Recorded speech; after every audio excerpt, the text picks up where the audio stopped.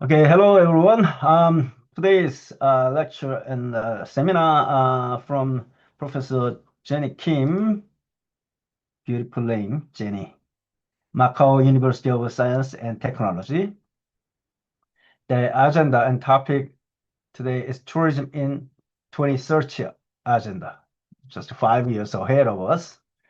Dr. Jenny Kim is an assistant professor in the Faculty of Hospitality and Tourism at Macau University of Science and Technology.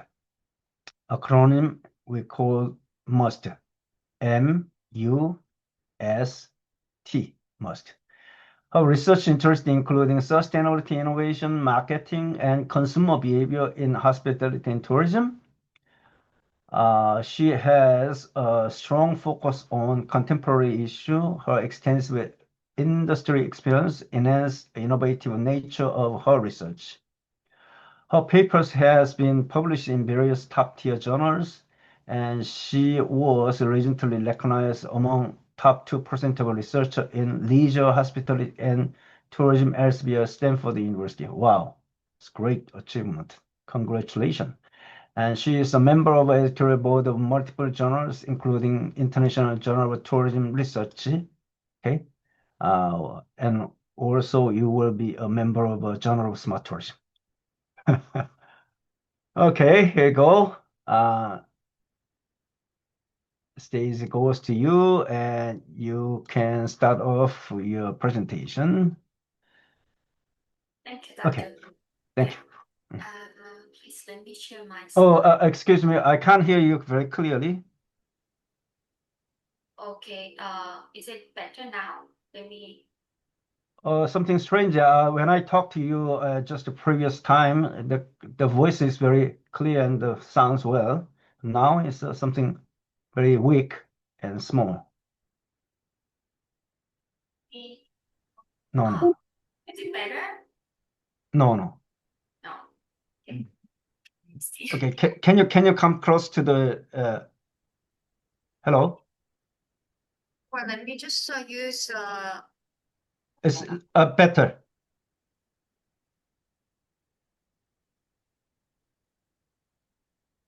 Okay. Okay, do you hear me better?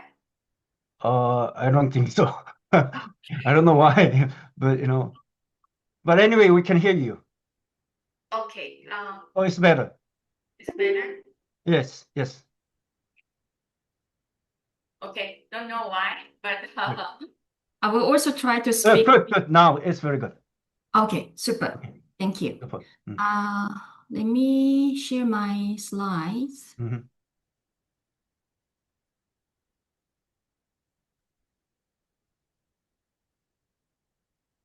Good. Okay.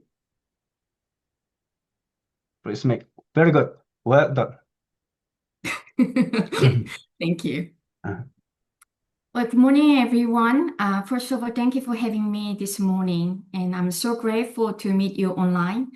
You are very talented students as well as future researchers who can be playing very important role in our industry as well as in our academia. I'm so grateful to have chances to meet you online today. As Dr. Ku has been introduced me about my background, I also like to address some of my experience in the past.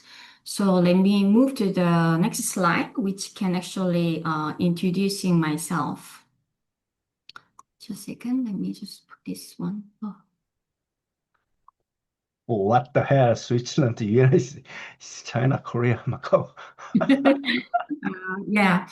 Well, yeah, I was born in raised in Korea, and while I was studying business administration for my bachelor degree, I started to feel interesting about working in the hotel.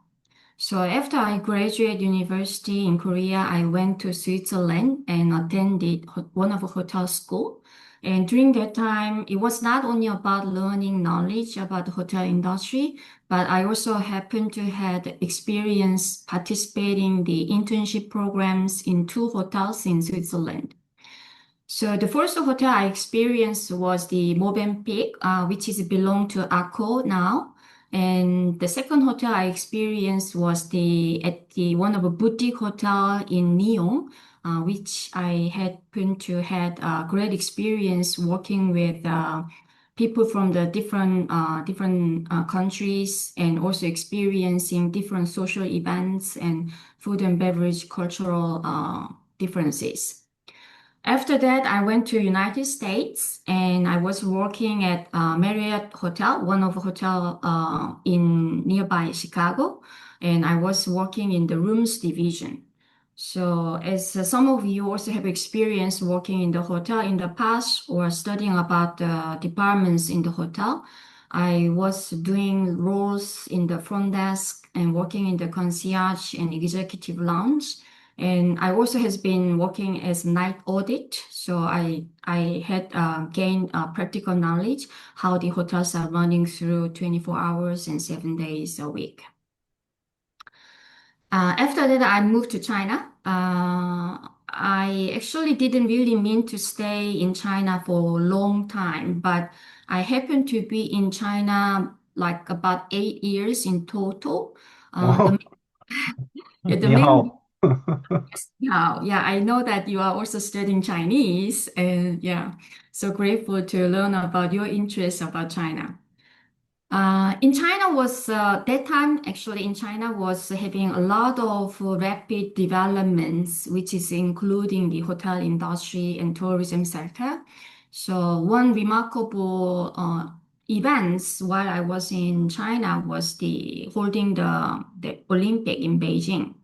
So during those period, I stepped into the departments of sales and marketing and has been growing as director of sales as well as director of sales and marketing, looking after whole sales and marketing efforts for the hotel property to gain more market shares. So with that experience, I also feel very interesting about the revenue management. So that actually brought me to experience doing the strategic developments for the hotels to even grow better in terms of earning. So that was the time I had various experiences across different brands. After that, I moved back to Korea and I continued working in the hotel. In Korea, I was working in number of Hyatt properties. And one of my, not one, I mean, actually my last position working in hotel industry was at Marriott International. I was working in the area team. And that time was also the period that Marriott was integrating with the Starwood company. You may also heard of Starwood, which is no longer exist, but Starwood is the hotel company which is very famous with the brand of Westin or Sheraton or St. Regis. And Marriott was actually bought that company and have merged. So at that time, I was looking after 16 Marriott branded hotels in Korea in relate to sales and distributions. While I have been working in the industry, my roles and responsibility has been extended more about the human management. When I say human management, it's about how we actually building and coaching and leading our young talents to be the great industrial player. And that actually inspired me to thinking about going back to university to pursue my master and PhD degree to be the actually someone who can be in the educational sector. So in like about late 30s, actually, I began to study master program. I was studying at Sejong University, one of your neighbor university, and I received a PhD degree in year 2019 and start full-time assistant professor roles in later to 2019. So I spent about 4 years in one university in Busan, and after that, I moved to Macau. It was about 2 years ago. So now in academia, it's about 6 years teaching students and also conducting researches. Of course, it can be a little bit plus more years because I also have done some of the research efforts while I was in the master and PhD program. So, as you also learn about my background, I actually have more experience in the industry. But in terms of academia as well as research, I'm very young researcher. So compared to the previous lecture you have been received in this semester, I might be the most youngest one, I guess, among those professors who have been delivering lecture to you. No, no, no. You are the colorful experience. Yes. Thank you. Admire your path. I see. It's great path. For looking at Career the past path. time. Yeah. So as you actually seen my backgrounds, you might also think that I'm the person who can't be really stable in one location, but jumping around here and there. That's actually about me. So one keyword I can describe myself is curiosity. I enjoy exploring different places and also having living experience in the different area and different countries where I can gain some different knowledges and different experiences. So that also influenced my research efforts, what I'm doing. So when I see my research interest, it also including various area, which is including sustainability, technology, marketing, innovation, and consumer behavior. I also enjoy looking at the different perspectives. So I'm not limit myself to study about the consumer behavior. I also looking at employees' behavior and like owner's perspective and also service providers, entrepreneurships perspectives as well. So this is about me. I'm a bit different from the traditional approach that researchers are generally focus on one specific area or one particular field to gain deeper knowledge. But I touch like things, very different types of things at the same time. So try different stuff during my research as well. So this is about me, and today the topic, what I'm going to talk to you is based on the tourism in 2030 agenda. As you also see, my interest is almost touch everything. So I also like to share about my previous study and current studies, which have been inspired by this tourism in 2030 agendas. So this is a start to introduce about the Sustainable Development Goals. We simply call SDG. I'm sure that you have heard about this SDG, which has been constantly shared by UN and many countries who are the member in all United Nations. So these SDG goals, which consist of 17 goals, each goals also including number of key projects as well as several KPIs, which can track down the progress as well as what is the level of completions. We introduced this SDGs in 2015, which aim to be completed by year of 2030, which is 5 years to go. However, the current outlook about the completion of this 2030 agenda is not that positive. And as you may also anticipate that the main reason is because COVID-19 pandemic.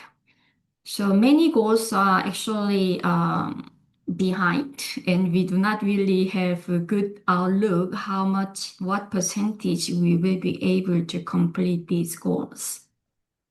So I'm sure that the importance of this SDG will continue beyond year 2030s. So these are the 17 goals, which is summarized. And not every single goals are directly relevant to the tourism and hospitality sector. However, our industry can also contribute to some of the goals directly or indirectly. And I like to share the research topics and researches, what I have done, which is based on some of the goals which you are seeing right now. So let's go into the first SDG. So this SDG 1 and 2, SDG 1 aims to end poverty in all its forms everywhere. And SDG 2 is aiming end hunger. So we like to make sure that we are promoting sustainable and nutrition and for the more sustainable way to human diets. Along with this SDG 1 and 2, I also like to introduce some additional background, which is highlighting the outlook of global populations. On the right-hand side, you see the diagram, which is showing the outlook by UN in terms of growth rate of total populations. So we are sitting here as like total like 8 billion of population in the world. But by looking at like 20, 30 years later on, we see steady growth of global population. Of course, this is something very different what we are seeing in Korea. But when we're looking at worldwide, we are looking at steady growth toward year 2050 or 2070 onward. The current stage, we believe that we actually produce enough food for current population, which is 8 billion. However, when we get into the year of like 2050 or 2070, because of those incremental population, we believe that we will be short of food resources. So that actually highlight the word of food insecurity. The terminology of food insecurity was introduced by the UN, UNDA, and actually this is referring that the time people, we do not have enough to eat. Maybe this might not be something easy to imagine right now from your perspective, but when we're looking at year 2050, we're looking at like about 2.83 billion people cannot afford a healthy diet. Oops. And one additional background will be about the impact of current food resources, mainly comes from the livestock productions. As you also have some experience about reading the different news media or research papers, I guess that you also have understanding what kinds of impact of livestock production in the environments. Because of their carbon and greenhouse gas emission, as well as excessive uses of land and water, we see the very significant negative effect of these kinds of livestock production, which is very important food resources, what we are taking in our daily lives. So with these kinds of food insecurity and the current issues with our current food resources, I have seen what we are doing in industry in terms of how we can do even better to attack these food insecurity issues. So this is one example from the fast food companies. This is one of initiative which is done by Burger King. I don't think Burger King is doing this initiative in Korea right now, but they are actually very active in Europe and many other countries.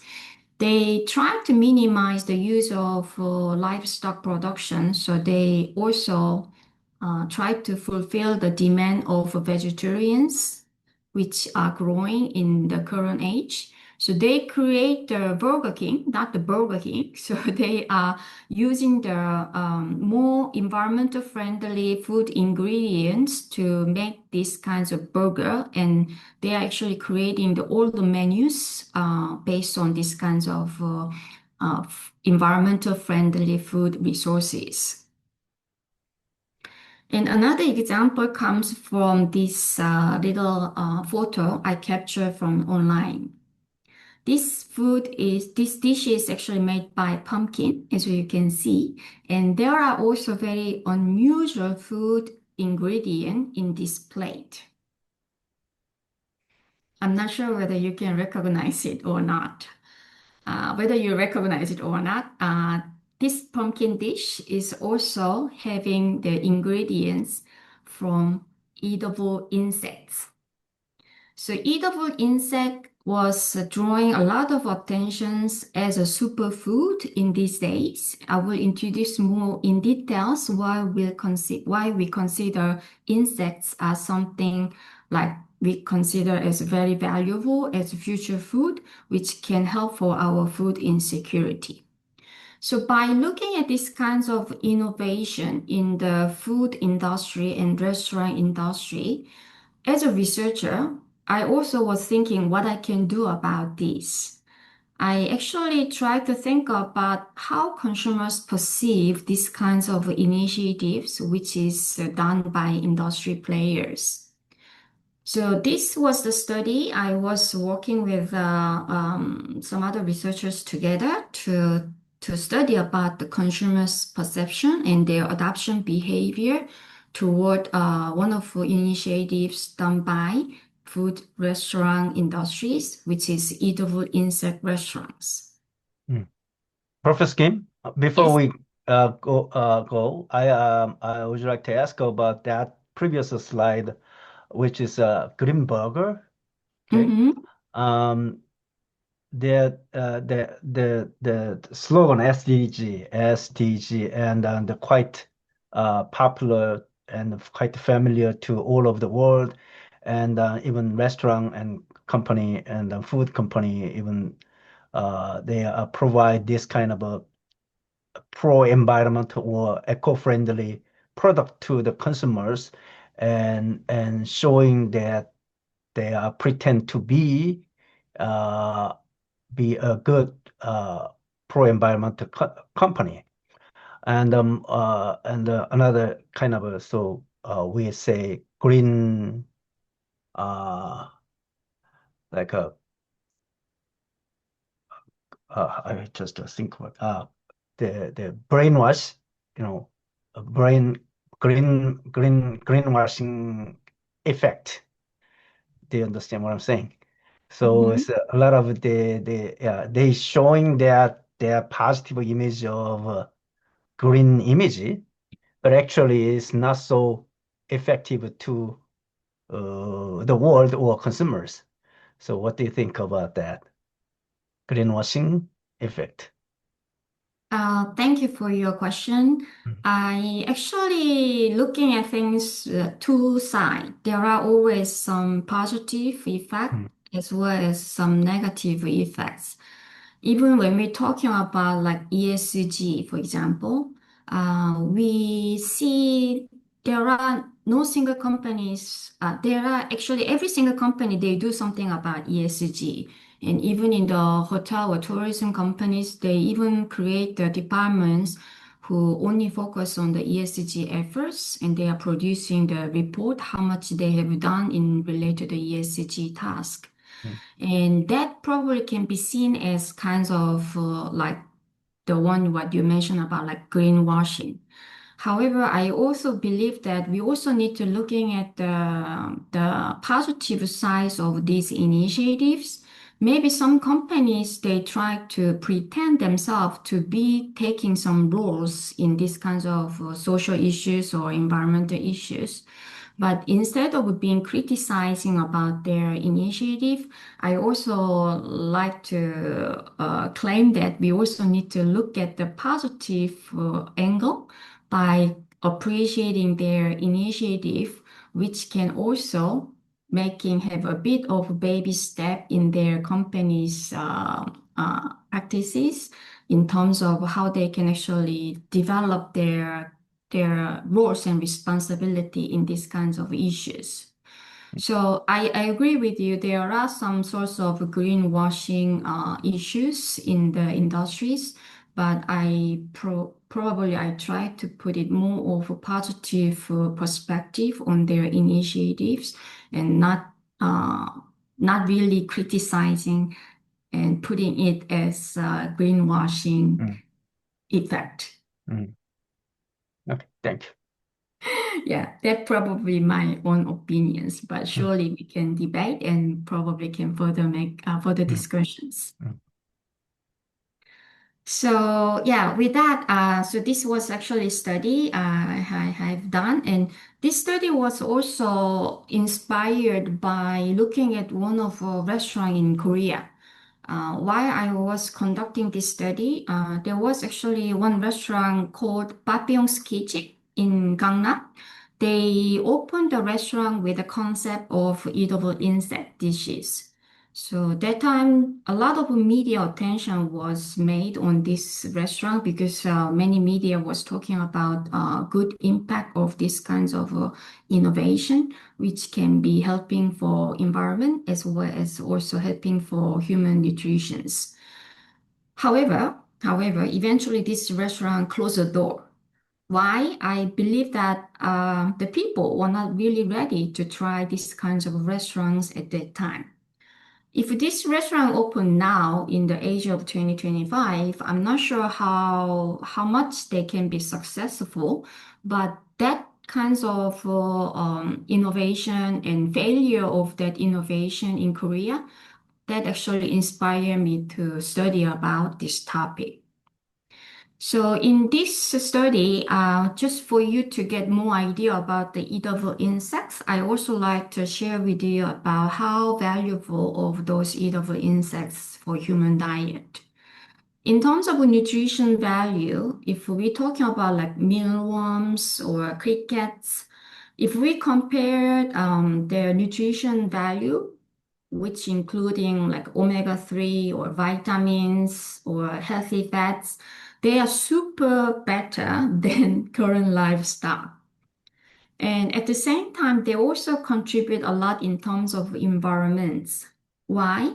As you see this kinds of comparison table down here, they are very cost effective because when we're talking about the uses of water, land, and so on and so on, we found that actually eatable insects are the ones something very cost effective and they can make it a lot of positive influences on environments compared to those current livestock what we are consuming on daily basis.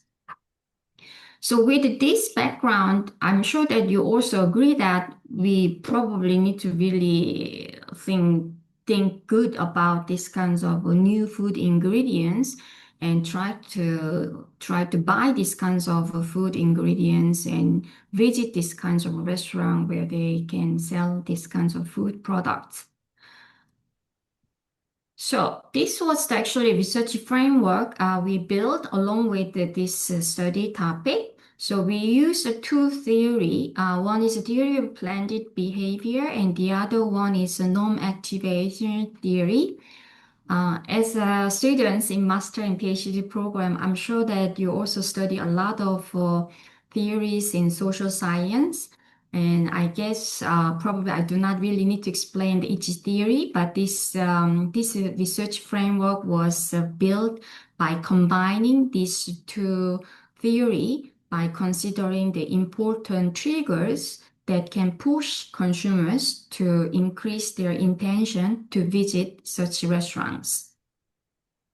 So with that, we did a survey-based data collection. So we create a survey including introduction of eatable insect restaurant because not everybody were familiar with these kinds of concept restaurant. So we use the news media as well as the video, which can introduce about the concept of eatable insect restaurant and collect the data based on our study variable we proposed. Today, during this lecture, I'm not going to focus too much about the results as well as implications, as you can also find this research paper in Google Scholar. If you are interested, I'm sure that you can download it and take a look the later part of the research paper.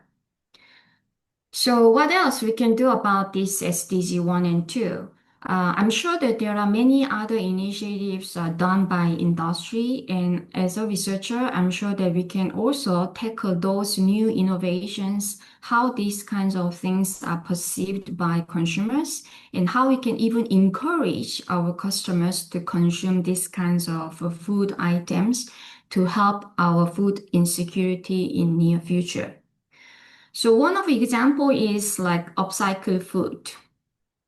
When you hear about the word of upcycled food, I'm not sure how you feel about. Upcycled food is the one which is made by the ingredients that otherwise would not have gone to human consumptions. So it gives kinds of impression that upcycled food is like made by leftover food, which doesn't sound that good. And some of you may feel, well, then it's not going to be that healthy, or maybe you think it's not really clean products. When I look at these kinds of upcycled food package, like this is like one real example, like cookie, which is made by these kinds of upcycled food ingredients. We probably also can think about how we can make more effective marketing activities to promote these kinds of future food, which is more sustainable food ingredients.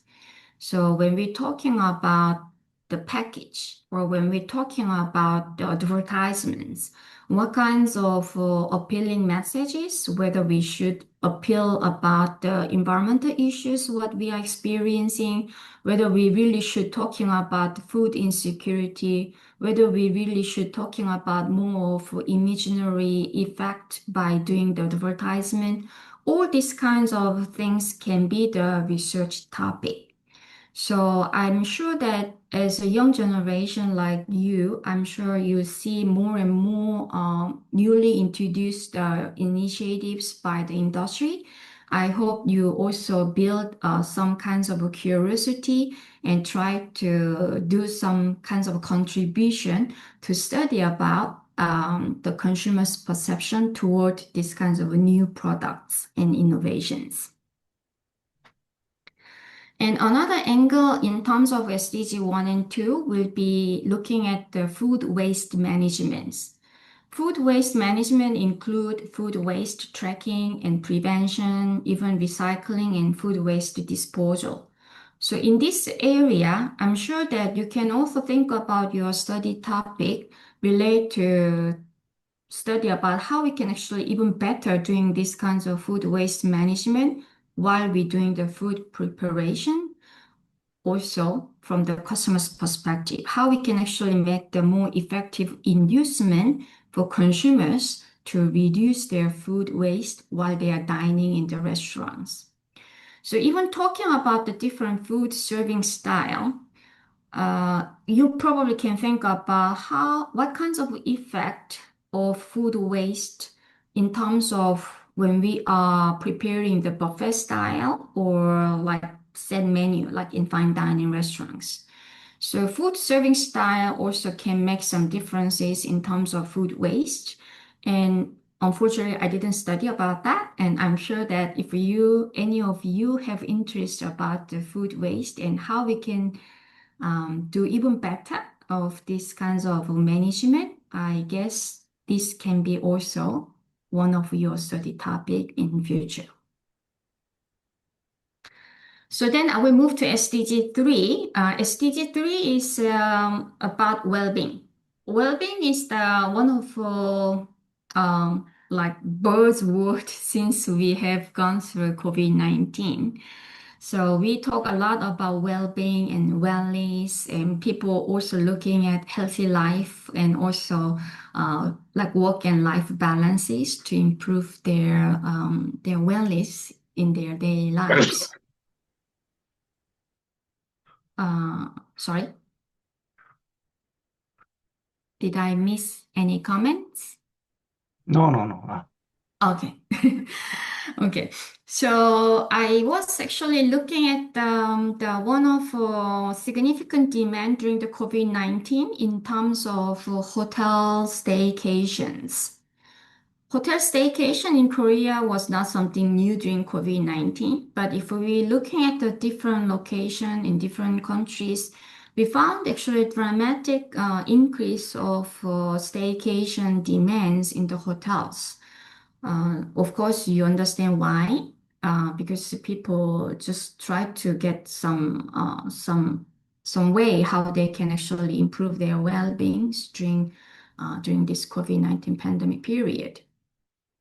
So along with this phenomenon of great increase of staycationers, I start to also realize that hotels are also putting the different kinds of room amenities because they also realize that people spend much longer time in the guest room instead of going to the public spaces like in the lobby or swimming pool or restaurants in the hotel.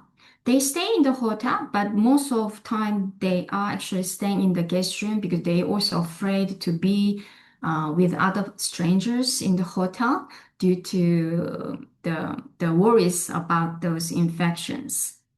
So with that, I study about the in-room amenities, which we need to re-identify the in-room amenities for hotel staycationers in the age of COVID-19.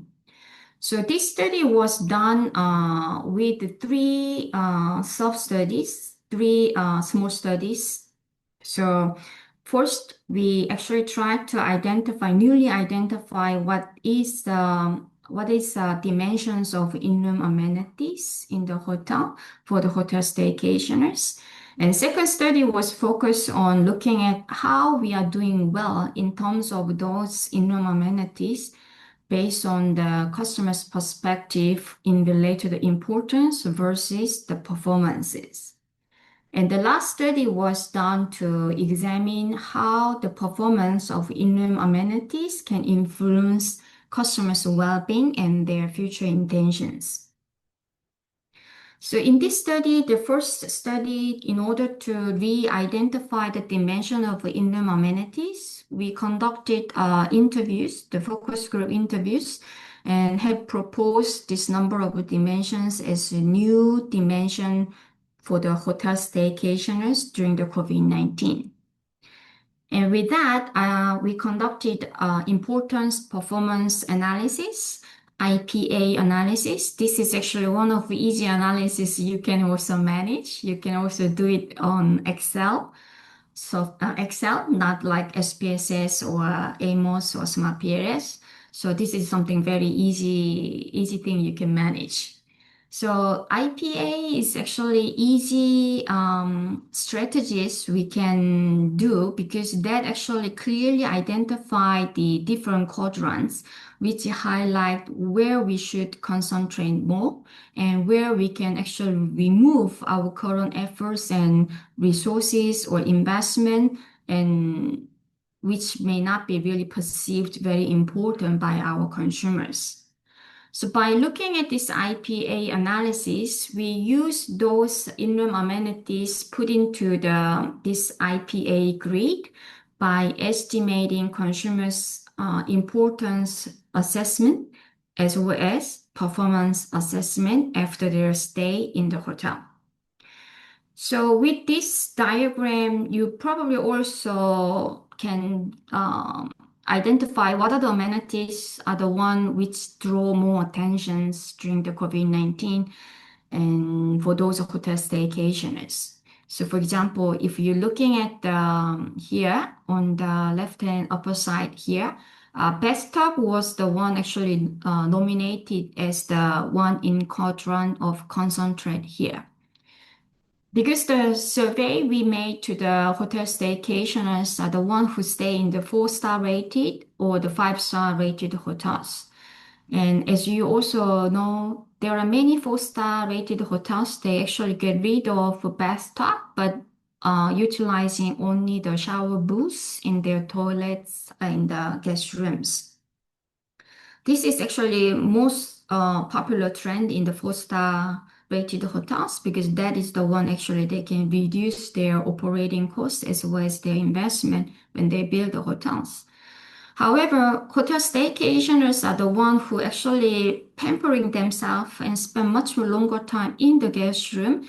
And they actually found it the bathtub is the one specific important amenities that they feel lack of in the 4-star rated hotels. So we believe that that might be the reason, the potential reason why the bathtub was showing in the quadrant of concentrate here. So this kinds of IPA analysis is the one we made it as a second study. And at the end, we came up with a regression analysis by looking at the effect of how these different in-room amenities can contribute to customers' sense of well-being and their intentions. And another way we need to think about SDG 3 is about employees' well-being. Of course, we need to look at the customer's well-being, but we also need to look at employee side. This diagram, what you are seeing right now, it displays the employee turnover rate in the United States. Actually, this diagram was displayed in one of a paper, which you found the source down here. This paper was focusing on great resignation in US during the COVID-19. But regardless COVID-19, as you can see from very beginning of year 2000 until like year 2021, this green color, which indicating accommodation, food services, and blue color hospitality, they are actually number 1 and 2 leading the employee turnover rate. So it is not something new to us. Our industry always experience one of the highest employee turnover.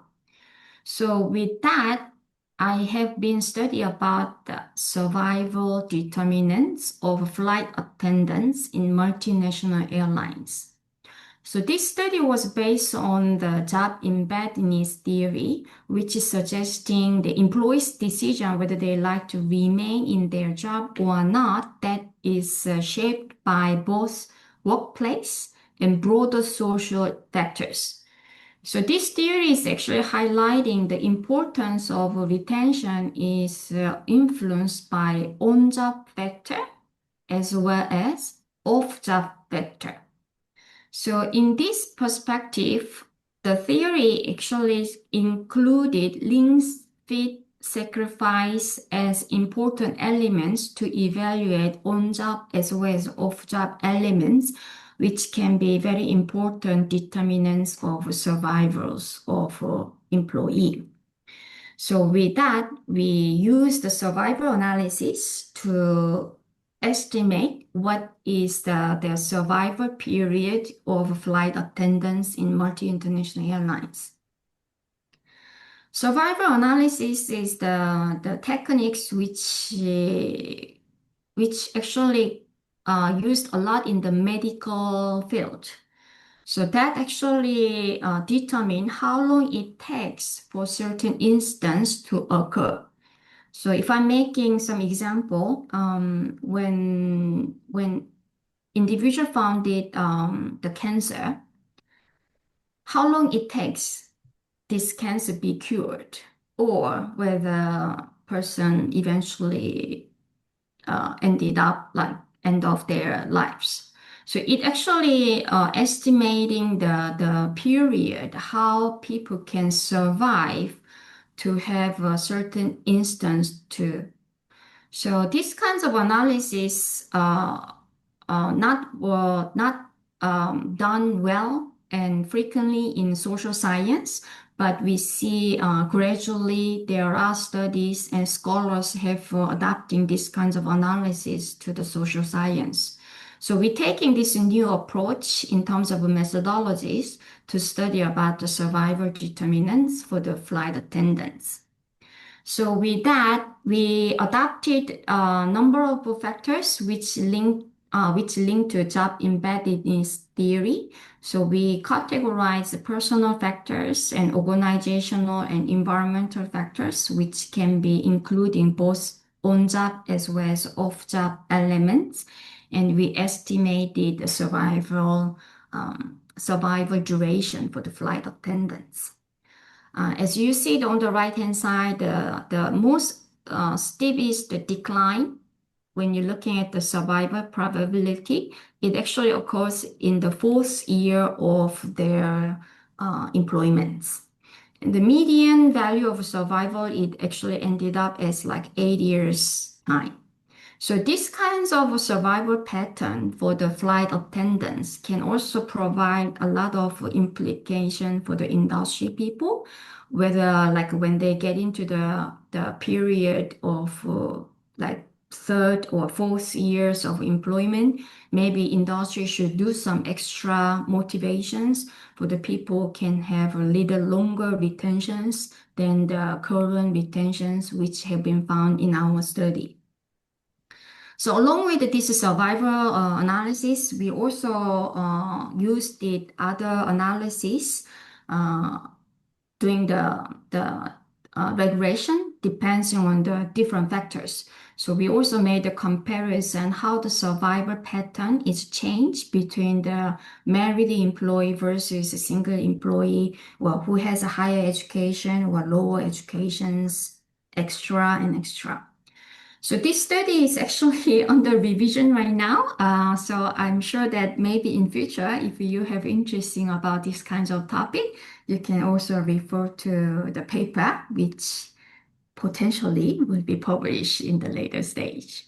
Okay, here is my question for this paper. Yeah, You only measure this the flight attendance case. right. Did did you compare that uh, the flight attendance case with other sectors such as a hotel employee or Um, some other, service in sectors? Unfortunately, we have focused only the flight attendants. Hmm. And I guess your comments will be the also one kinds of limitation we probably consider for this study. Mm-hmm. So maybe one of your students also can take this as one of the future study directions. Mm-hmm. Because probably flight attendants they has on their characteristic of the task. Probably this curve will be happened because of the task characteristic rather than something the occurrence or something like a COVID-19 case. So if we can be able to compare the like hotel and service other sectors and the flight attendants, then probably we can control that the task characteristics even under the COVID-19 case or whatever. It's just questions. Is it Yeah, possible? definitely. Yeah, I do agree about that. I think there is also pro and cons while we are focusing on only on flight attendants pattern of their Mhm. survival. Okay. So maybe as a future endeavor, I think probably we can also looking at more of on-job elements because the task what the flight attendants does that definitely can be differ from the other service sector. So we probably can do some Mhm. comparison and also making some extra Mhm. implications for both theory as well as Okay. practice. Anyway, that since the COVID-19, our industry, hospitality industry, hotel industry, the staff of that, the lifespanning is quite changing. And people perceive that our hospitality industry is kind of a unstable uh, job security. And there is now we are very difficulty to find the decent staff for hospitality industry. which is we have to find out something solution for that case. Definitely, robot and AI will be helpful for the setup that kind of a job and process somehow. But anyway, it ultimately we are think about that kind of possible solutions suggesting by your research and output. Okay. Yeah, I totally agree. That's something very, very concerns of Mm, industrial peoples to find the right person and also retain those employees, mm, talented employees in the mm, industry. So I'm sure that we, as a researcher, can do also a lot of study in relate to the employee mm, behavior and mm. how we can provide more actionable implication to the industry. Thank you for your Thank you. comments. Yeah. Okay, thank you. So with that, I also had interesting about the workplace incivility. When we talk about incivility, I'm sure that you probably think about the customers, like J customers, who are not really respect employees in the services sector. Uh, this is kind of one of the causes why many people also hesitate to step into service industry and working as a frontline service employees because they worry about these kinds of unpleasant experience in the workplaces. So I was actually looking at two different theories in relate to workplaces incivility. And one is a conservation resources theory, which suggests that people adopt defensive strategies to minimize further resource losses when they face any kinds of stress or any kinds of unpleasant occasions. And second theory was social identity theory. And this actually brought me inspiration to looking at different kinds of incivility, which is done by different party.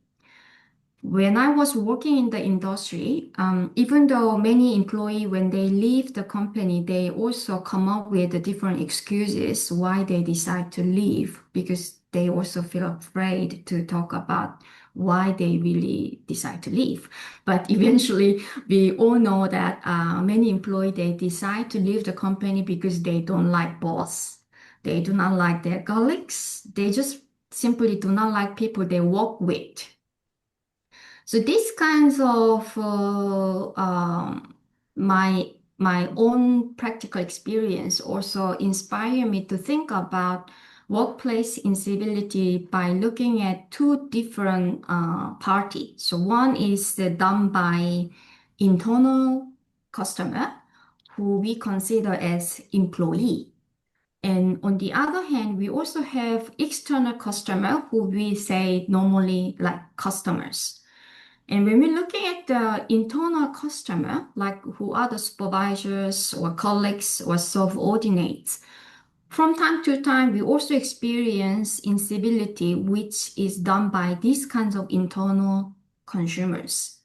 In social identity theory, that actually implies that when this kind of incivility comes from the intra-group, who are the internal employee, their harm is actually even greater than the incivility which comes from the customer out groups. So this theory was actually inspiring us to build a study in relation to the workplace incivility. And this is the one also combining two sub-studies. So the first study, we take the single factor uh, analysis between the subject experiments. So we provide a scenario material, which is describing the situation when employee receive these kinds of external workplace incivility and versus internal workplace incivility, how these kinds of incivility is making influences on employees' emotional status. So the study findings was clearly indicating that internal work incivilities are more significantly giving the negative influence on employees' emotion. So which is supporting the theory which we were grounded. So based on this study one's results, we built up second study, which is based on the survey-based design.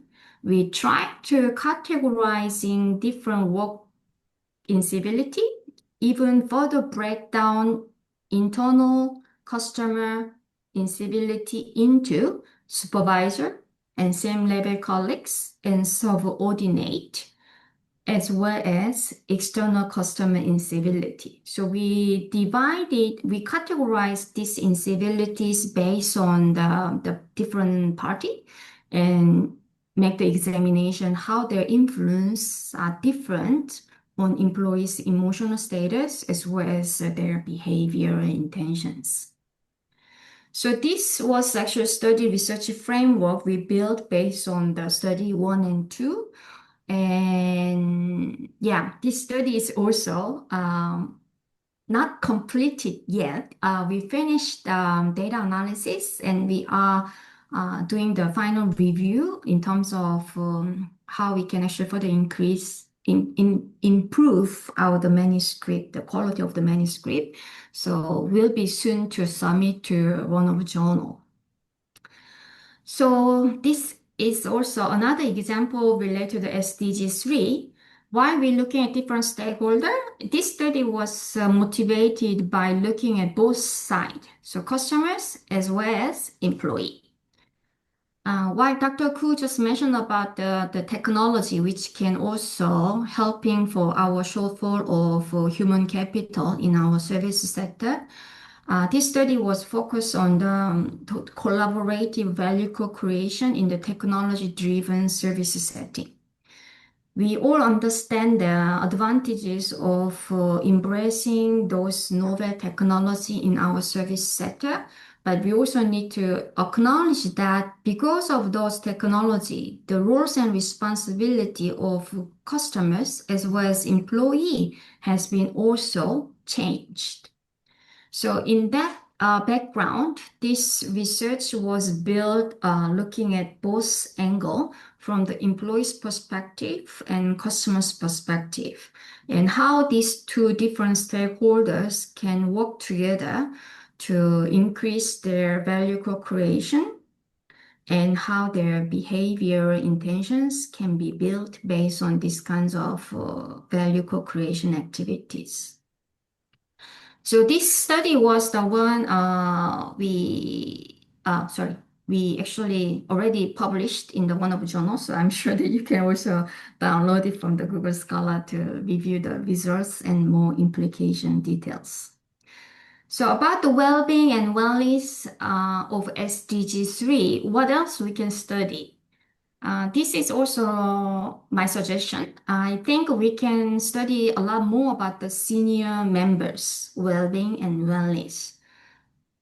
As we are moving to these kinds of changes, even including Korea, we have a growing aged population worldwide.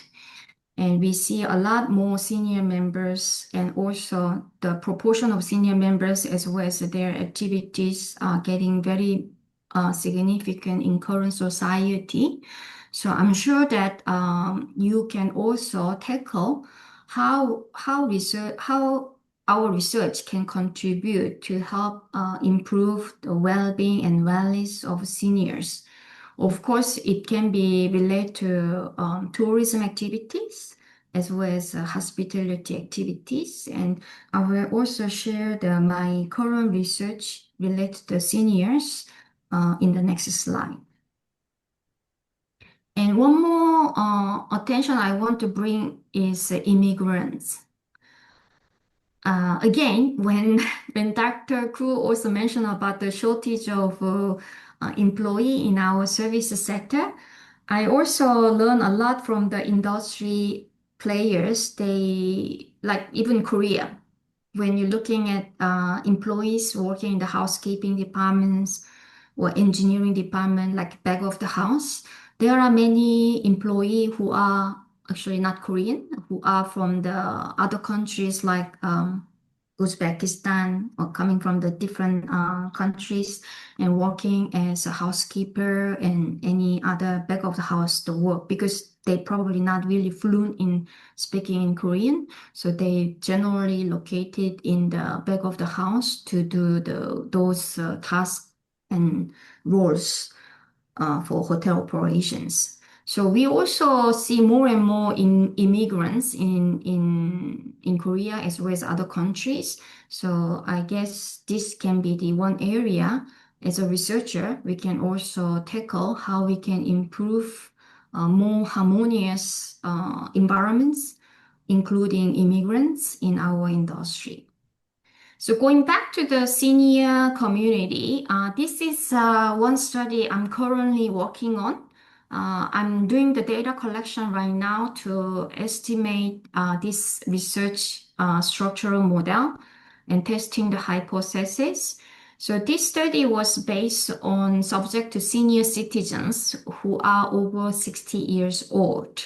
So I'm taking the behavioral reasoning theory, which is looking at the reasons for and reasons against as one key important element to build individuals' attitude and their behavior. So I consider travel motivation as reasons for and travel barriers.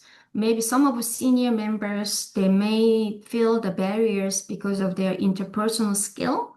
They might feel the structural barrier because their health condition is not really ideal. And they might also feel that intrapersonal barriers because they probably do not have many friends to travel together. So that is kind of example. But anyway, we put it all this together as travel barriers. So we're taking the value focusing on the living a meaningful life, how this can influence the travel motivation versus travel barrier, which eventually contribute to forming the attitude toward travel. And we propose this outcome variable depending on travel type. These are the one actually we identify from the current travel agencies who are promoting the senior tourism products. So based on the current practice in the industry, we propose these different travel type as outcome variable, and we build up this research model to test. So this is like ongoing projects.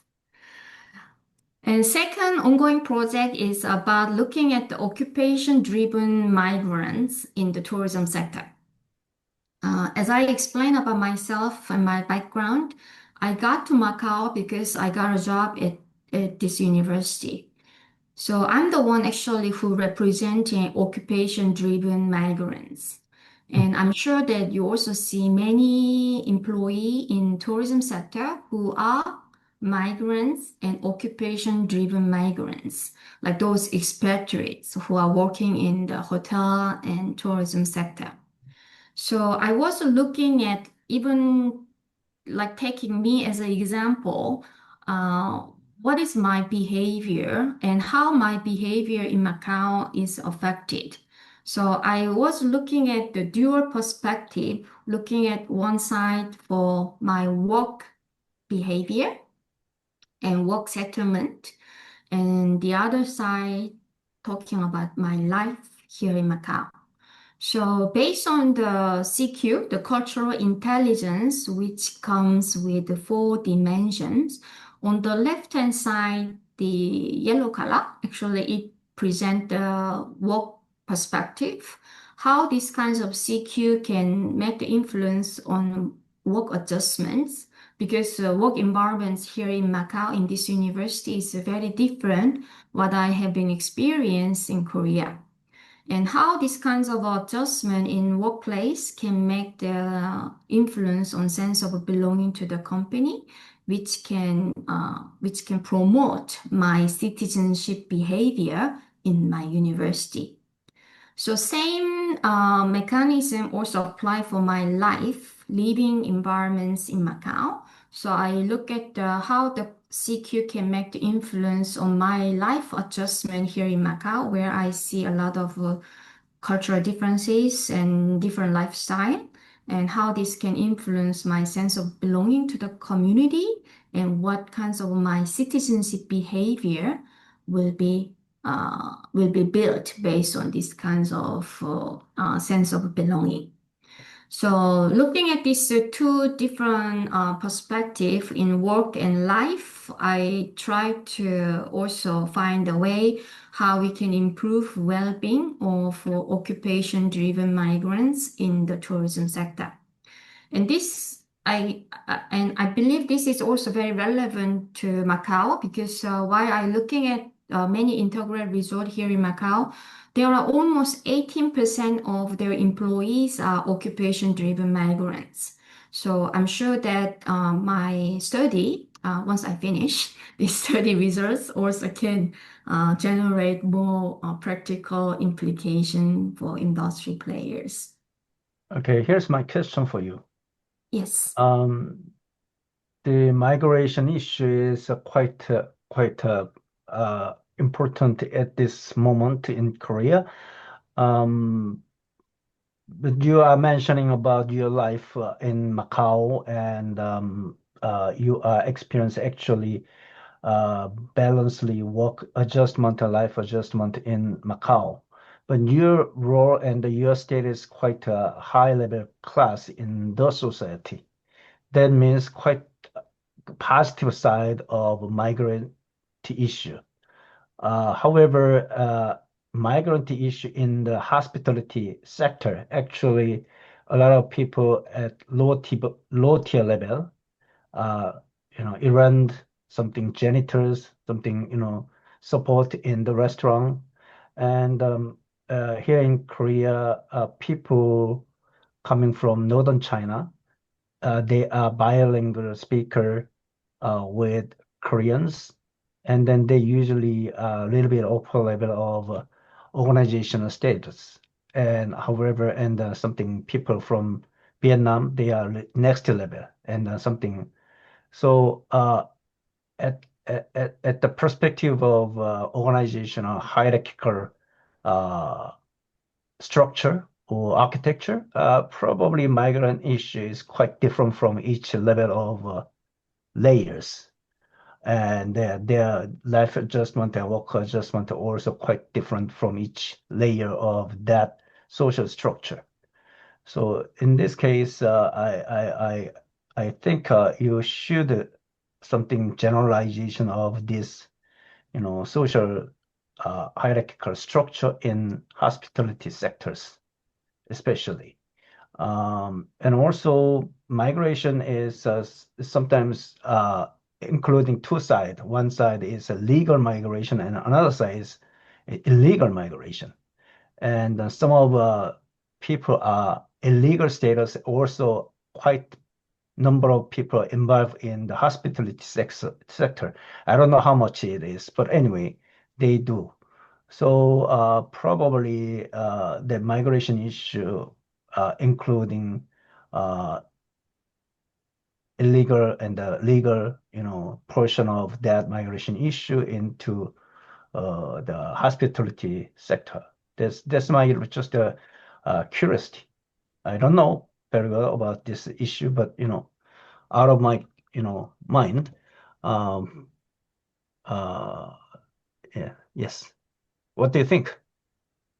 Well, Dr. Ku, that's very, very important points you made. And actually, luckily, I have not started to do the data collection yet, and I will definitely involve putting the consideration of which position they are.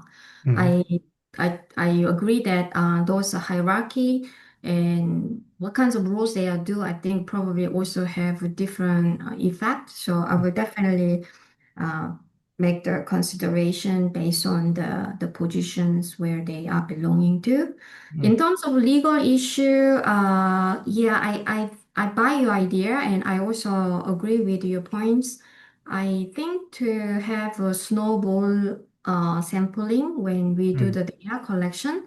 So mm, I guess we will be able to have data only from the legal immigrants, mm, legal migrants, mm, but I will also put in more of a protection measures, how we mm, can make the the data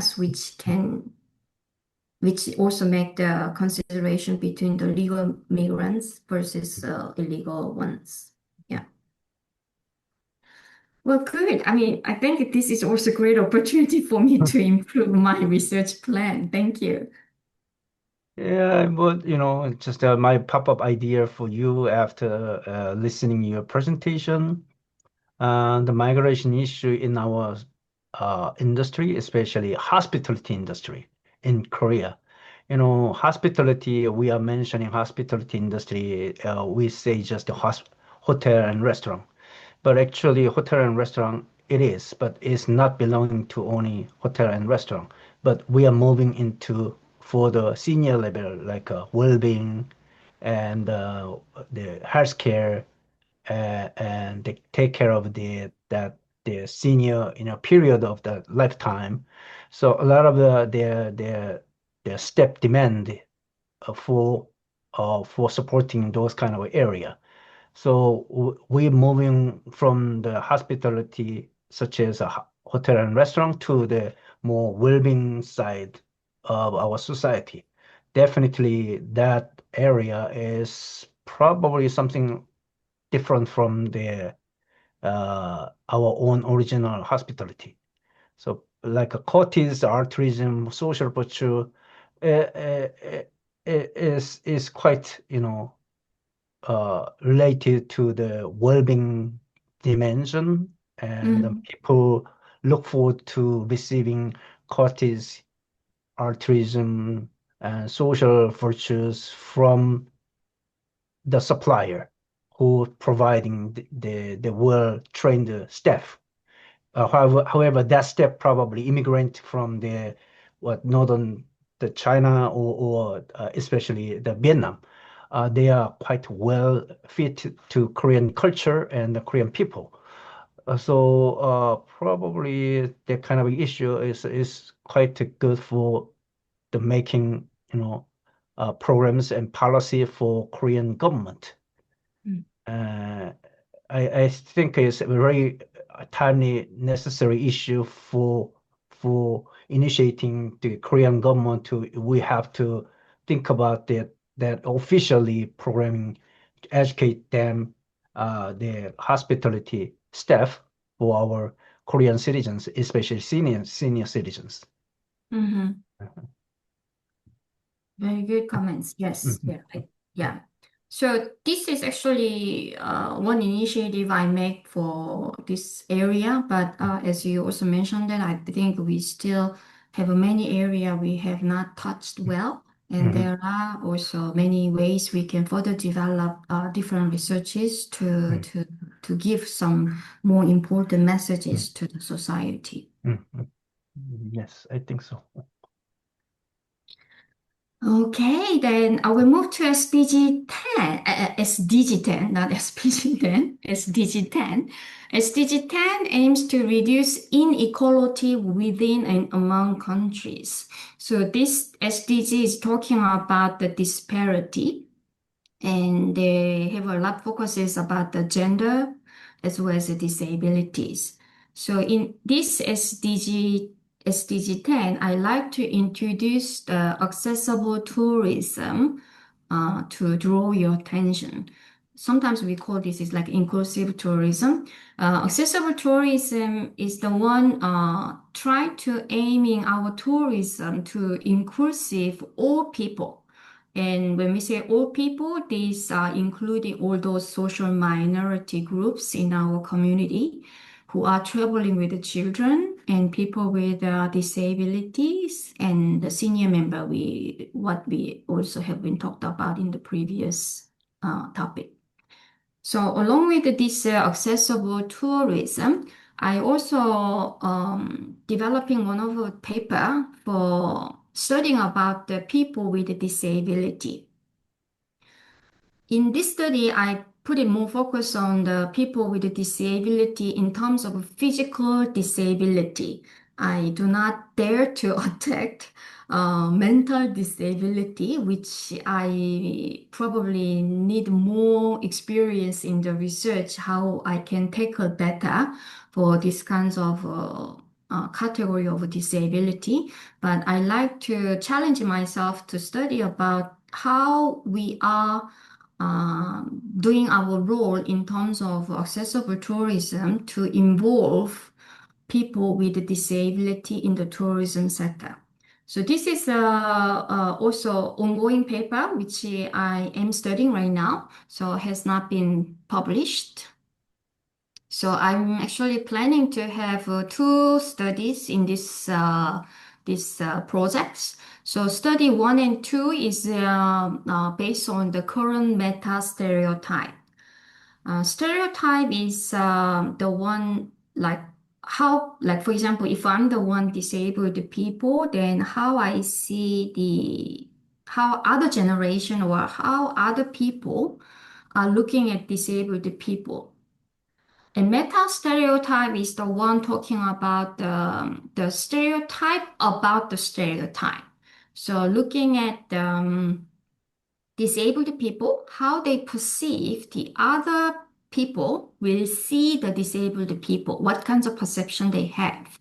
So this meta stereotype is the belief talking about the stereotype, stereotype about stereotype. Yeah. I'm not sure whether I deliver correct messages, how I explain the meta stereotype. But my assumption about the meta stereotype from the disabled people, I think even though maybe some of you say that in the current society, we are very mature, so we do respect people with a disability. However, my assumption is that from the people with a disability perspective, they may still perceive negative meta stereotype in our community. So this research for study one, they actually try to evaluate their disabled people's psychological resilience and internalized stigma, how they are making the influence on their travel intention, along with the variable comes from the goal achievement. Some of the people with visual impairment, they might think that traveling can be very complex for them. Maybe some of people who has very minor physical disability may still consider their task complexity for the traveling is not that significant. So we actually looking at the goal achievement as a mediating variable, which can influence travel intentions based on the individual characteristics comes from the psychological resilience and internalized stigma. I guess, of course, again, this is my assumption. While we're doing the study one, I believe there are a lot more emphasis on the role of negative or meta stereotypes. So in study two, I like to do more of a scenario based by looking at the positive meta stereotype versus negative meta stereotype, how the travel intention can be built in different way. So eventually, I think my study may be available to emphasize we should build more positive environments and atmosphere in our community for the people with a disability so that they can have more active participation in travel activities. So this is like a very initial stage of my study, but I'm happy to share as one of to actually motivate you to think about your study topic subject to people with a disability in the tourism sector. And second study I'm also preparing right now is about the self-service technology. I'm not sure whether you heard about the barrier-free self-service technology. In Korea, the government has already announced to have these kinds of barrier-free kiosk for any food and beverage outlets, like a restaurant cafe, which is more than 50 square meter. They implement this new policy early this year and put it the grace period until the end of this year. I'm looking at these kinds of kiosk as a very significant barrier, not only for like children or senior member, but for the disabled people. I'm not sure whether you happen to see this barrier-free kiosk in Korea. While I had a most recent trip to Korea, despite this new policy, I didn't see that many of these barrier-free kiosk. So That's I our don't think. country. No, that's why I mentioned to you greenwashing effect. People speak up and pretend to be, and that actualization is not that much. So there always gaps existence between the promotion and actual programs, which Yeah, is you I might be right. hate. I hate. Yeah. So, well, I hope that the utilization of this kinds of barrier-free kiosks can be progressive in this year. So, as governments aiming to complete this mandated kiosk by end of this year, I hope that when I travel next year, probably I will see these kinds of barrier-free kiosk more frequently. So in these types of new technology introduction in our food and beverage outlets, I plan to study along with this research framework, which I adopt in TTF, Task Technology Fit Theory. So on the right hand, which is marked with the red box, this is coming from the original TTF theory, which including the task characteristics as well as technology attributes.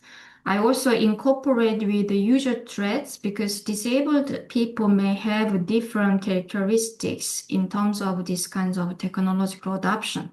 So I look at the positive elements of attributes as well as negative elements of these attributes to estimate their user task technology fit, which will eventually increase the intention to use this barrier-free kiosk. For this study, I plan to also utilize a hybrid method by adapting two different analytical skills. One conducted by SEM, which is most popular in these days. And secondly, I also like to use FSQCA, which is a fuzzy set qualitative comparative analysis, which can also develop further discussions because humans' decision making is not only triggered by certain factor and regression, but it can be the combined effect. I'm not sure whether you are familiar with FSQCA. I used to explain the FSQCA based on the complexity theory and also try to make the example of how we making kimchi. Because how we making good kimchi, there can be various of recipe. Some people they're using like pear, like a fruit to give more of a sweet flavor. And some people they making kimchi with oyster. Some people making use of let's say some other ingredients which some other people may not use as core elements how to make good kimchi.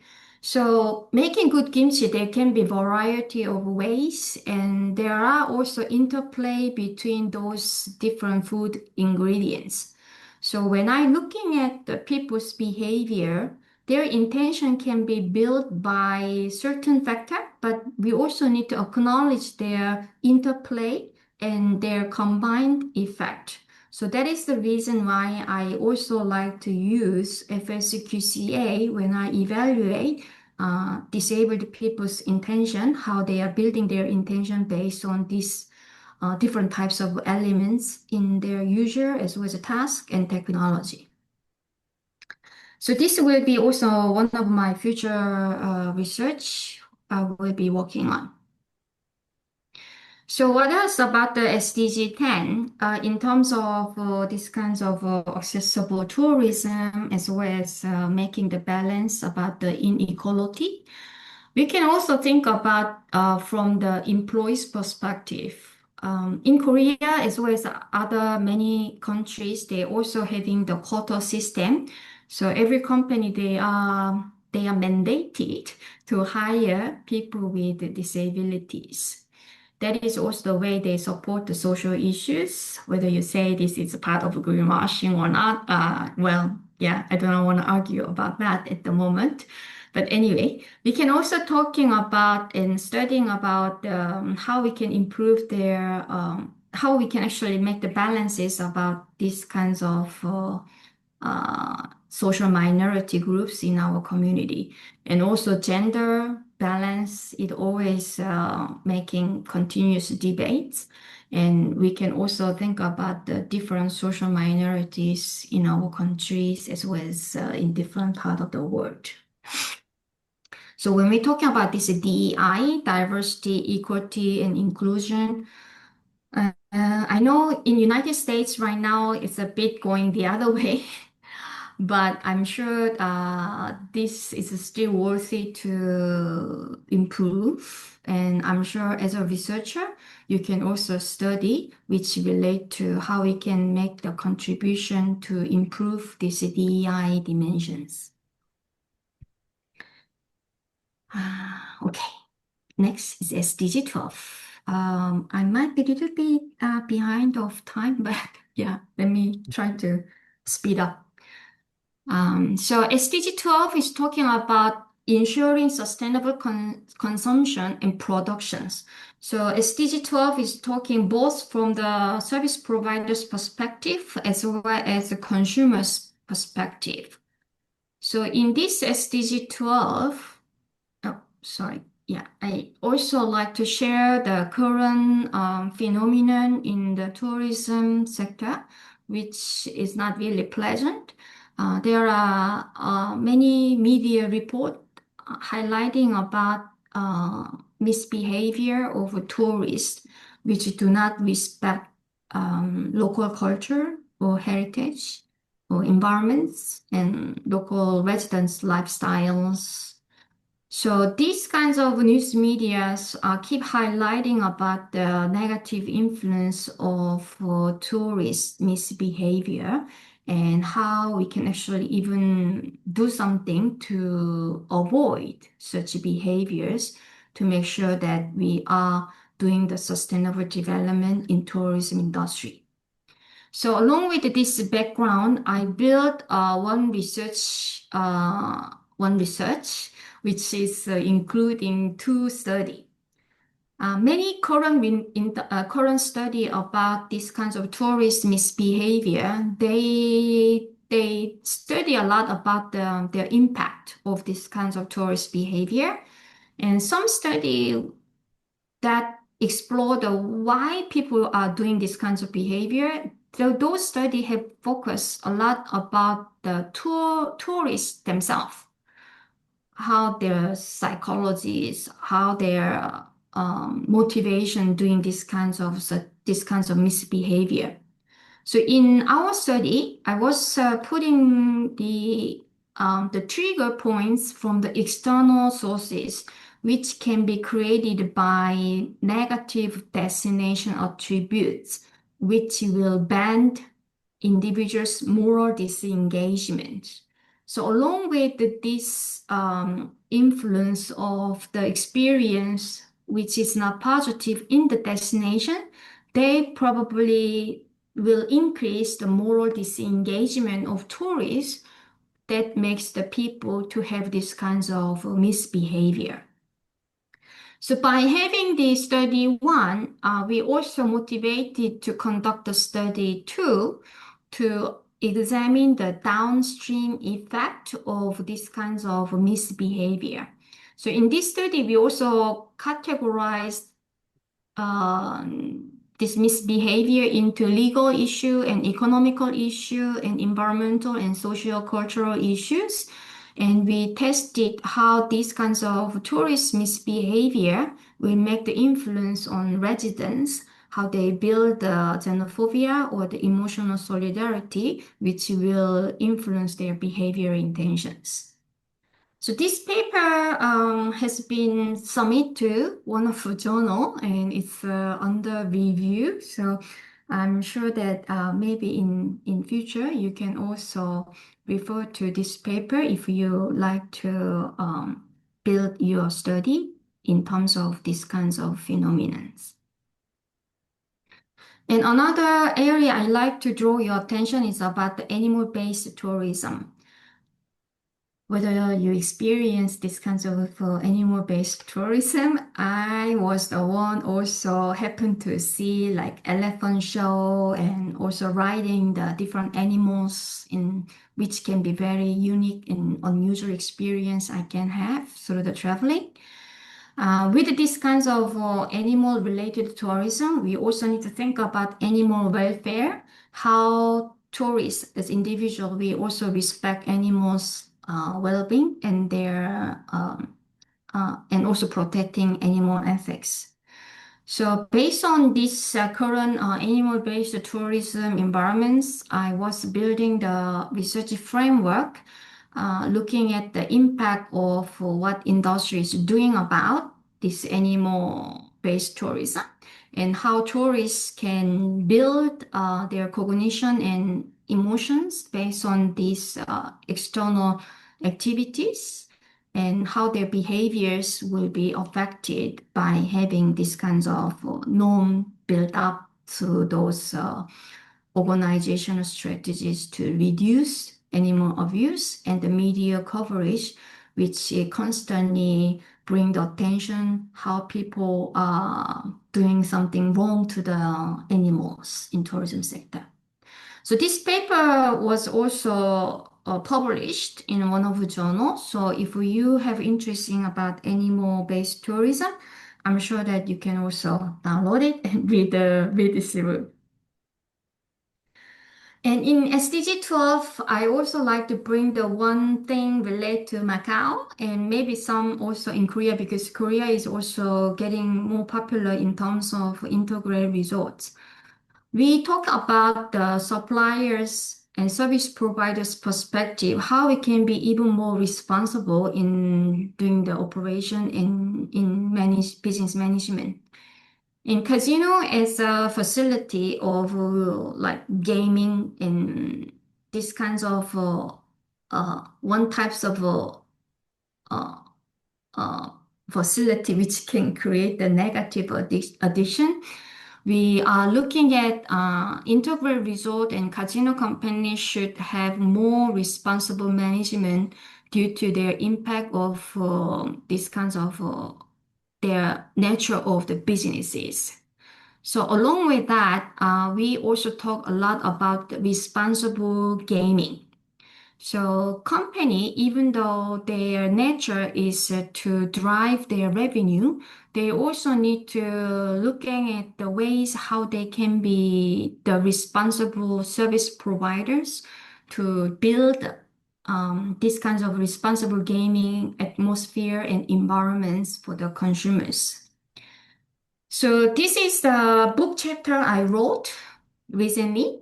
So I study about the integral resort sector in Macau. So in this book chapter, I had studied and interviewed industry players to identify the current initiative of responsible service management in integral resort here in Macau. And we tried to discuss what is the enablers and what are the barriers of technology-driven service management in a responsible way. So this book chapter is the one will be published within this month. So hopefully you can also take chances to read if you are interested about. What else about SDG 12? I guess we can also study a lot about the sustainable production. So one example, this is in-room amenity in the hotel.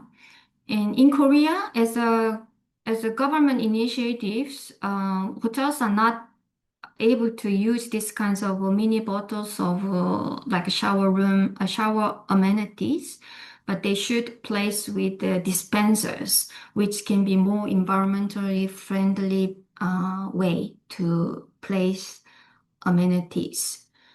How consumers perceive these kinds of initiatives and how we can actually even promote it our consumers to use of these kinds of amenities and participate and embrace these kinds of new initiative as a mature tourist. I guess we can study about all these kinds of new policy impact and how consumers perceive. And I guess you can be the one who can tackle these new areas. Okay, this will be the one last SDGs. So SDGs 13, 14, 15, these are the one all talking about the environmental issues. I'm sure that these are the one you probably feel more familiar. So 13 is talking about the climate actions and 14 is about the resources and lives under the water. And 15 is about the resources on land, how we can contribute to have more sustainability in terms of these kinds of environmental issues. There are many papers tackling about these 13, 14, 15 SDGs. So here I'm just going to explain one example paper, what I have wrote and published in recent time. This is also ongoing issues in Korea. I think nowadays Jeju Island having a bit of difficulties in terms of driving tourist demand. For a long time, the government has been struggling whether they can introduce the tax policy to Jeju Island because Jeju Island has been suffering a lot because of waste issue and tourist behavior. So they actually have been struggling for many years how they can effectively introduce the tax policy for which can be used as official fund to improve sustainability on that island. I'm sure that you also hear that some other destination like Bali, Maldives, Hawaii, those islands, they have been introducing green tax, like environmental tax. So whoever flying into Hawaii, they need to pay XYZ amount to contribute for their sustainabilities for the environments in island. Jeju Island, despite of many years of efforts, they still couldn't introduce this policy. There might be various reasons behind. And one reason they also because worry about they might be experiencing decreased number of tourist demands because of tax. Anyway, that background inspired me to come up about the study idea to estimate what are the current intentions about the voluntary payments as well as collective payments for sustainable island tourism. So I built a study to based on the value behavior norm model. So talking about the environmental values, how they can influence beliefs and individual tourists know and their intention to do the donation or the tax payments. So this study specifically subject to Jeju Island, and we had the data collection from both Korean as well as Chinese, because Chinese is number one overseas tourist to Jeju Island. So this study is the one recently published. So if you are interested, I suggest you to download and read it through. Okay, I think almost the time. This is actually one last thing I like to emphasize. This is nothing to do about the SDG, but for future researcher, I like to offer one of emphasis for you to challenge yourself to conduct interdisciplinary research. This interdisciplinary research is the practice we integrating knowledge not only in one discipline, but combining the multiple discipline to address complex problems in scientific research. Along with this interdisciplinary research approach, as I'm have been in Macau, I also like to introduce what initiatives has been done in Macau governments to develop tourism. So tourism development in Macau is one of our key focuses because, as you know, Macau is like tourism-driven city. So Macau governments introduced 1+4 developments, tourism plus integration. So here one referring their objective, their aim to be the world center of tourism and leisure. And when they say tourism plus integration, they actually came up with a major four integration. However, it has been extended to like 5, 6, 7, 8, 9, and these are the examples of those integrations. So the government itself also looking at the way to develop tourism here in Macau by combining the health elements. So as we're talking about like medical tourism, China, we also have very valuable Chinese medicine. So we also try to find a way how we can even make in synergy effect by combining tourism with health. And tourism plus technology, that's actually everywhere. And tourism plus mines, because in Macau, we have very huge capacity of our event spaces. So we can hold mega size of events, including international meetings and some events. Like recently, GD came to Macau and hold a concert. So this kinds of entertainment events is also great focus to encourage tourism developments. And we're also looking at the food elements to develop tourism. Food, of course, is a very important part of tourism, as Macau is a gastronomy city. So we're also looking at the synergy effect by using the combined gastronomy and tourism to boost up the tourism developments.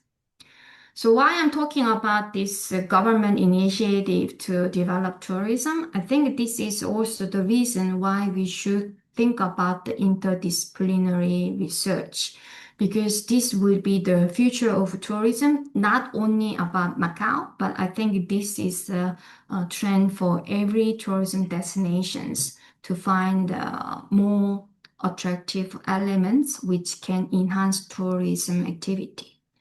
So as end of today's lecture, I like to make the suggestion for you to think about not only about the tourism, but tourism plus something else to develop your research idea and your research questions.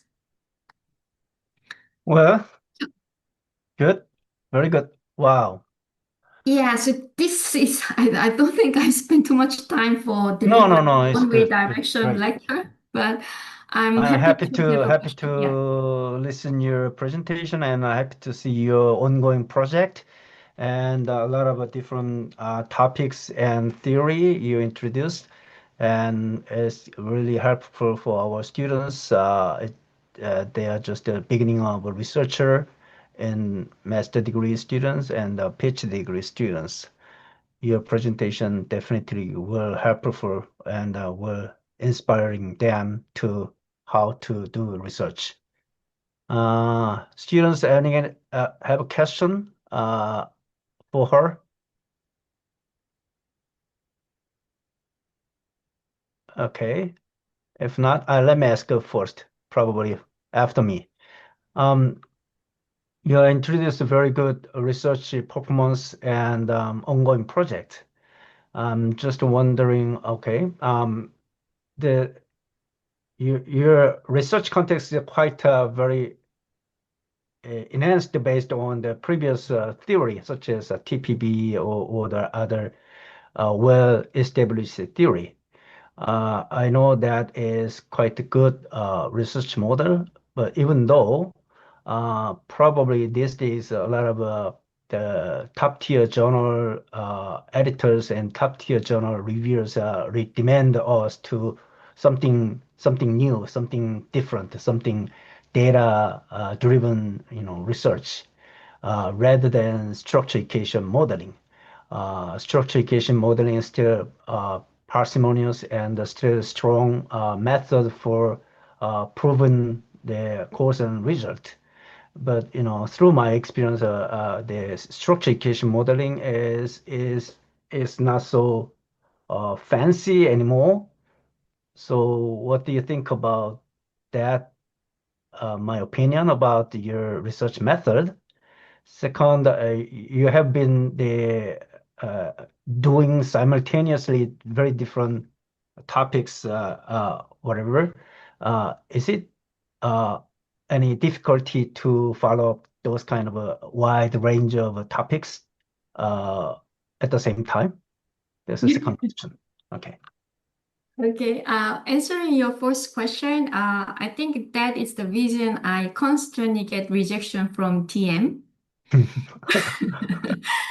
Um, as I introduced myself in the beginning, I should acknowledge that I'm a young researcher. I'm physically not young, but in the area of research, I'm very young. I probably just finished my baby steps. So I think I still have a long way to go in terms of developing research. Mm, And as you also provide your own feedback about my research history and current ongoing research, I also believe that I can take this as my challenge to mm, try the different types of approach when mm, I build a study. mm, So that is actually my current attention. I like to build more quality mm, than quantity. mm, So hopefully, mm, even though I can't promise you, I mm, will also have one of a publication in top tier journal like TM in mm. future. So that probably I can share with you once I get acceptance later on. Oh, you will be there soon. I'm And guarantee because and for your your work hard and your research team is definitely great uh, and important. You know how to publish the papers, so that's important. thank you, thank you. For your Okay, we second, have okay. a very good guest audience here, J.K. Kim. Uh, you pay the tuition to us. Okay. Yeah. Can you hear me?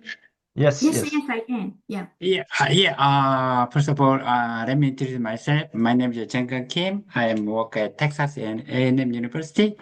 Thank you for sharing your research, Professor Kim. And I really like person who initially the J Kim. They're wonderful person always. And I found you and your research is so wonderful. Thanks so much. My question is, I'm using experiment. Whenever I use experiment, I feel certain limitation, whether my experimental effect size is really replicable for the actual what they call behavior, something like that. So I found that you covered various topics through the survey method. So my question is, as academic research utilize survey method, yeah, I mean, accumulate huge theoretical what you call knowledge and theory. Uh, can you share the certain your think about limitation of survey method as a Um, researcher? Yeah. sure, sure. I think before I answer your question, probably I need to address the second question, which was raised by Dr. Koo, about like dealing with the different topics and different scope at the same time, whether I have difficulties. I think that was about the second question from Dr. Koo. I'm the one actually who enjoy looking at the different topics at the same time. Of course, I should have kinds of time management and workload management, how I managing all different topics at the same time. But this is something I like and I enjoy. So I will put it that it's kinds of fun activities I do. And going back to Professor Tim's questions about the survey-based study, I think every methodology has pro and cons. And while you're saying like experimental design, while we are talking about the qualitative study, I also have gone through a number of a mixed method approach in my previous study. There are always pro and cons, and I think we should find a way how we can make the complementary. So I think that is also the reason nowadays there are many papers comes with a study 2, study 3, or even study 4 in one manuscript. So that is the way we can actually improve external validity, and also we can utilize different approach, different methodologies to have a more power to generalizing our findings. So survey-based question, I do agree that there are drawbacks, and experimental design, I'm sure that there are also drawbacks. And I think depends on the research objective, we should be able to find what can be the most suitable and most ideal methodologies to use. And I guess we can try to come up with at least a couple of methodologies to complement the findings each other. So that could be my response to your question, Professor Kim. Yeah, thanks so much. Great answer. I mean, the conclusion is we should co-work, right? And my experiment method, your survey method, we should use a mixed method, right? Thank you. That question from J.K. Kim means the finding the possible partners for him. It's good matching because Jenny Kim here, you work hard and probably you probably got an opportunity to chance to work with him. He's good at the experimental design, and you are good at the working hard. Well, I think working hard is not compliment anymore. It's complementary. Yeah. It's a real complementary. This is it's not rocket science. This is a work labor science. I'm sure.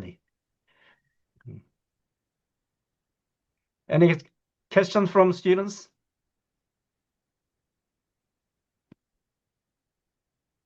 Okay. If you not have, you know what? Through my the research and seminar and the conference, thinking back to my student age and student life, probably I was it's a little bit same with other students here, afraid or reluctant to speak out. Sort of scary to right and wrong answer or right question or wrong questions or whatever. But you know that like the other days, the Barack Obama, when he presenting his conference in front of Asian reporters, and he mentioned, hey, any questions from Korean reporters? And then Korean reporters said nothing at all. Said, I'm so shameful that reporters, they are just quiet and hesitate to speak out. And then the Asians raise hand and speak, beginning to speak. And he said, I'm Chinese. So what the hell is that? The Barack Obama assigned the time to Korean reporter, and then nobody speak out, and then mainland China, he asking to Barack Obama about the Chinese issue. Wow, this is wow. So I am here. Our students just keep quiet. Okay, good. I do have a question. First of all, thank you for your lecture. It was really interesting that you covered all the sustainable goals. And I just want to go back to the goals of hunger and poverty. From my very limited knowledge, I know that like literature, like those goals are the less covered ones. Like if we compare them to social and environmental goals, they're not covered in the researches related to tourism. And you mentioned the insects, like the restaurant that served those insects and also the recycled product. But I'm still confused about how like the recycled is like related to the hunger and like in the restoration industry. Thank I you do for I do understand that it has like a more environmental impact. Yes, thank you for your question, first of all. In terms of those items I was introduced as future research directions, because those initiative innovations introduced by industry, they are the one actually can tackle the food insecurity in future. Probably we do not really think it is a current issues because we believe that we have enough food to eat. But later stage, when we actually face food insecurity, there might be people who are really suffering a lot because they do not really have food to eat and there are no nutritional food items they can use for their human diet. So one way we can also think about how we can keep protect our current food resources to continue. But on the other hand, we also need to think about new food ingredients. What can be our new food sources, resources for human diet? So when we're talking about the recycled food, because those are the food ingredients which is used for recycle or upcycle food, these are the one can be the one just simply waste if we do not look after. So there are industry players who came up with the idea we still can utilize these kinds of unused food ingredients to make it new products and introduce as a human diet. So I believe this is also good initiatives. We can looking at the other angle to try to find the new food products, what human can consider in future. So edible insect is also one example because that is the one can tackle two current issues. One is the one, it can be the new food ingredients and it can also help for the environments because that is very cost-effective food ingredient compared to livestock. So edible insect is like win-win food ingredient. It helps for environmental and it helps for nutrition for human lives as a future food. So as industries are very proactive dealing with these kinds of innovation, as a researcher, I think we can also contribute ourselves to study about how these kinds of product can be more even welcomed by consumers and how these kinds of product can be even better advertised in a way to increase consumers' acceptance. I'm not sure Okay, whether well, it was enough for answering your question. You, thank you for explanation. Thank you. okay, well, good. Student Hard Hardline Lim, You can call me Rim. Lim, okay, 임씨, okay, from Morocco, okay. Almost time is up, and I highly appreciate Professor Jenny Kim attending our conference seminar and introduce your topic and research methodology and the agenda for 2030, which is a quite important keyword for our students. Okay, and I'm so happy to wrap up our final uh, week of our course today. Um, Next week we don't have a class. Instead, you have to submit your final exam, which means I'll give my guidance onto the systems. It's not difficult. It's the same as the midterm examination. So, and Jenny Kim, I will look forward to see you in December in Macau. Okay. Surely. And Sheeran also welcoming to your research paper to the World Conference on Smart Tourism, which will be held in Macau, December 18th, 19th, 20th, 17, 18, 19, 20th. Okay, so it's a great chance to look around and travel around in Macau region. Okay, thank you very much. And also thank you very much for attending the JK Kim. I will going to charge your attending this class, which is not free. Okay, thank you. Thank you very much, all students. Enjoy this seminars. See you. Thank you. 감사합니다. 감사합니다. 네, 네.